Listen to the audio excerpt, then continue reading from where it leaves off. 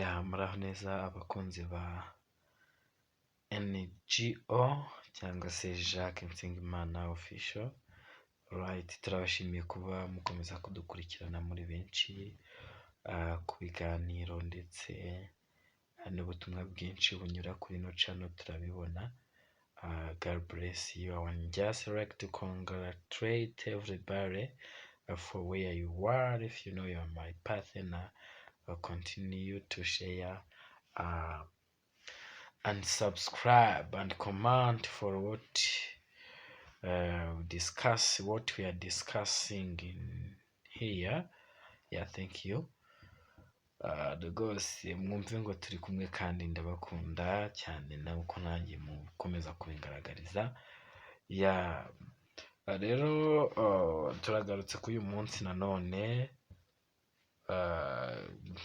kiza cyane, tugarutse kuri topic nshyashya iri buze kutuzamura ikagira aho tuvana n'aho itugeza. Nshaka ibitekerezo byanyu muri comment kuko ingingo y'uyu munsi ni sawa cyane, right? Ni sawa cyane. Tugiye kugaruka ku bijyanye n'umuco nyarwanda. Umuco nyarwanda ni mugari, hari byinshi tutamenye, hari byinshi tutaramenya, ariko uri umunyamahirwe kubanye natwe, aka kantu kabugiye kukunguka. It's really very important. Mujya mwumva ukuntu abantu bakunda gutanga ibitekerezo byabo, akenshi na kenshi bagakoresha ijambo rivuga ngo ku giti cyanjye. Iryo jambo rirakomeye cyane my friend mu muco nyarwanda. In English we say myself. You know, ku giti cyanjye iryo jambo rirakomeye. Kuki umuntu atanga igitekerezo akabanza yavuga ngo ku giti cyanjye? Ese byaba byaraturutse n'umuntu waba warafashe iryo jambo akarizana, cyangwa se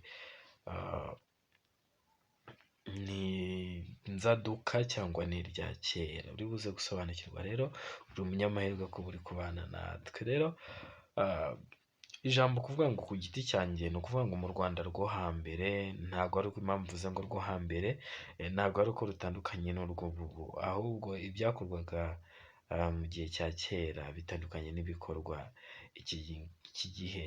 Numva hari ibyazimiye bitagikorwa, hari ibyakorwaga kera bitagikorwa ubu, hari n'ibyo dukora ubu ngubu bitakorwaga kera. Rero iryo jambo rivuze ngo ku giti cyanjye ni ukuvuga ngo kera iyo umwana yavukaga, umubyeyi, urugo rukibaruka umwana wo mu muryango mushyashya. Uko byagendaga ni ukuvuga ngo umubyeyi wabyaye umwana akivuka uwo munsi yagombaga guhita ajya gutererwa igiti, nacyo kigaterwa uwo munsi. Icyo giti ntabwo cyaterwaga gikuze, ahubwo cyaterwaga ari urugemwe rutoya ruvuwe mu gihoho, nk'uko mwaka kanya dutera urugemwe rw'igiti. Uko umwana agenda arushaho gukura, ari nako cya giti bacyitaho, bakivomerera, bakigorora, bagiha ibintu byose gikeneye.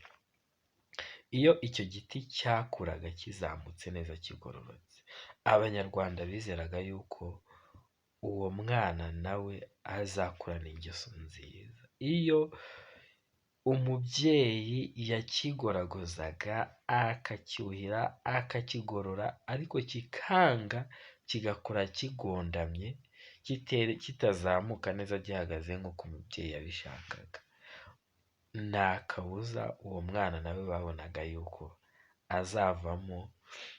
azagorama, ingeso ze zizaba mbi. Rero iyo dusomye igitabo cya Alexis Kagame kitubwira ko atubwira yuko ni ingero nyinshi uko abanyarwanda babyizeraga, byarangiraga n'ubundi uwo mwana apfapfanye, atagize icyo ashaka kugeraho, atagize icyo ageraho.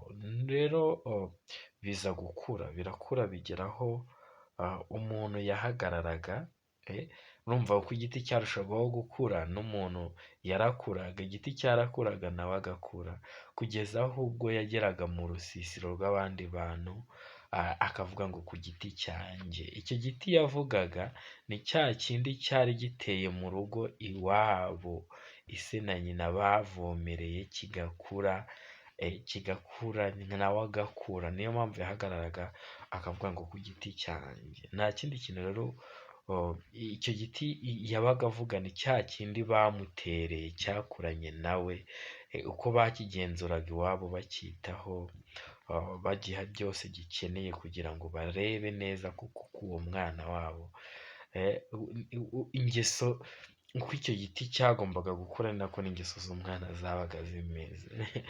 Abanyarwanda bari abahanga kweri. Nimba gikuze kigondamye, byabaga birangiye. Umubyeyi yagorora bikanga, ngira ngo mujye mwumva n'umugani mugufi uvuga ngo igiti kigororwa kikiri gito.